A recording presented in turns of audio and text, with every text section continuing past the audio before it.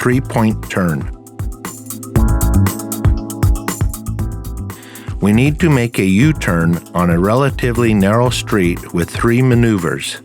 This exercise is performed on an empty road where we are not getting in the way of other people. Let's start with the initial position.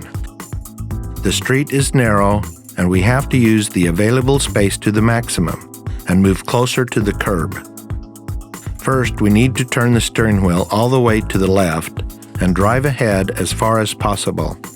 Then we have to turn the steering wheel all the way to the right and move in reverse as far as possible. Next, you turn the steering wheel to the left again and finish the maneuver.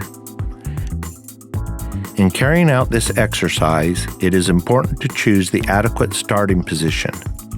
If you stopped initially far away from the curb, you will need 4 or 5 maneuvers to make a turn. Among other issues, do not forget, first of all, that we are moving slowly, and secondly, we turn the steering wheel every time as far as it goes. Otherwise, we cannot manage the turn in 3 maneuvers. Now let us talk about safety during the exercise. One of the evaluation criteria of the driving test is the ability to look around and assess the situation correctly. Stop on the right side of the road near the curb and have a look around before starting the first maneuver.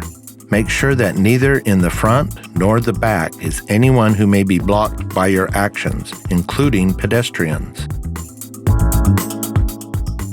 Before making the next maneuver, look around carefully and make sure that the road is empty and open all around. Do not forget to make sure that there is no oncoming traffic, not only from the front, but also from the back. By itself, the three-point turn is a relatively simple exercise, but you have to be careful and sense the external dimensions of your car. Although you can understand the exercise in theory, you can learn to feel your car only in practice.